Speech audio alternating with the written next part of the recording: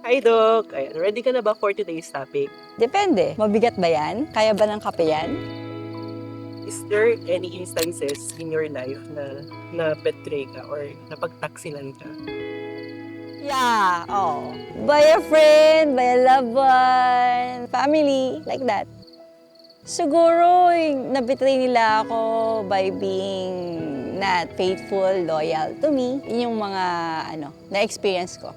Masakit.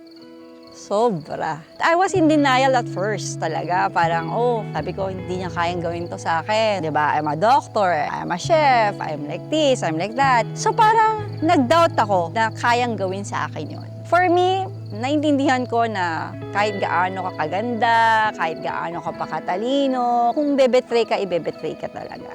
So, wala talagang pinipili yung betrayal. At saka alam mo yon, yung parang there was one instance na na-hospital ako because of depression and everything. And then, yung mga staff ko pumunta sila sa hospital. One of my staff said that, Ma'am, isa lang naman yung nawala eh. Ang dami namin nagmamahal sa'yo. I cried talaga during that time. Kasi parang, oo nga no, isa lang yung nawala. Pero ang daming nagmamahal sa akin. So now, yung feeling ko is I am blessed. May instances or may hint ba ng paghihinayang? Siguro at first, oo, syempre, because of the memories, because of the years we've been together, di ba? Syempre, hindi mo mayon may iwasan. Pero, darating talaga sa buhay mo na mapapagod ka eh. Darating sa buhay mo na talagang sasabihin mong, enough is enough. Pero pinaglaban mo naman mo. Oo naman, sobra. As in, nag-beg ka, nag-chase ka, everything ginawa mo talaga. Bended knees talaga na parang I was crying, I was really telling him na wag akong iwan, I can do better, mga tipong mga ganun. Pero dumating talaga sa punto na wala na eh. So for me, parang yun na yung turning point ko na ako na yung lumalaban pero hindi ka kayang ipaglaban. No matter who you are, kung gusto kang lokohin, lolokohin ka talaga. May masasabi ka bang kasalanan mo din at some point? Or may pagkukulang ka din kaya ka nagganto na betray? In some point in time, yes. Oo, I blame myself. Kasi ang relationship naman, it's not always, di ba? Meron ka rin talagang lapses, meron ka din pagkukulang. So, meron. Definitely meron.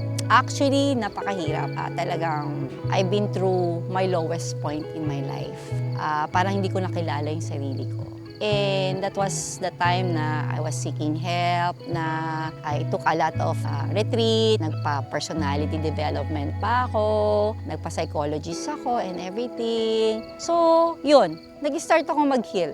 Doc, have you forgiven them already? Yes, sir, I do. Wala na sa akin. Alam mo, when I became a Christian talaga, doon ko na-realize na you have to forgive. Importante is you begin to forgive yourself. Kasi pag na-forgive mo yung sarili mo, that's the time that you will have to forgive others who betrayed you. Pero may boundaries na. Siguro, iba yung coping mechanism of forgiveness sa akin kasi is I don't think about the betrayal anymore. I don't think about them anymore. I do pray for them, di ba? Siyempre, for me kasi iba yung nagawa sa akin ng betrayal eh. I began to love myself and to know my worth as a person bilang isang babae. For now, I am not asking for anything. Kasi I'm enjoying my life now, I'm enjoying myself, I'm enjoying my children.